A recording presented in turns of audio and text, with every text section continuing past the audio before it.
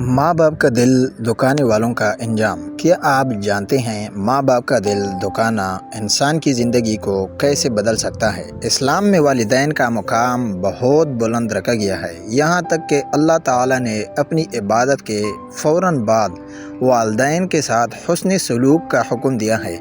आज बहुत से लोग गुस्से, ज़िद या अपनी ख्वाहिशात की वजह से माँ बाप का दिल दुखा देते हैं, लेकिन बाद में उन्हीं लोगों की ज़िंदगी से सुकून, बरकत और खुशियाँ ख़त्म होने लगती हैं। वालिदैन की दुआ इंसान को बुलंदियों तक पहुँचा सकती है, जबकि उनकी नाराज़ी और बद्दुआ इंसान की ज़िंदगी को मुश्किलात में डाल सकती है। हदीस मुबारक में आया है कि अल्लाह ताला की रज़ा वालिदैन की रज़ा में है और अल्लाह की नाराज़ी वालिदैन की नाराज़ी में है।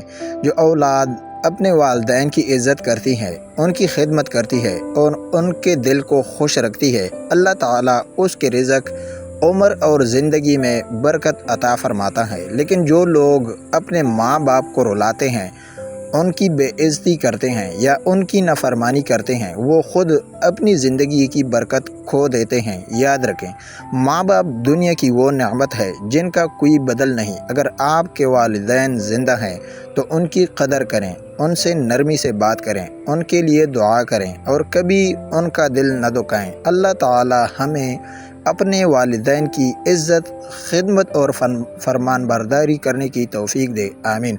मज़ीद ऐसी इस्लामी नसीहतों के लिए नूर हिदायत को फॉलो करें। जज़ाकल्लाहु खैरा।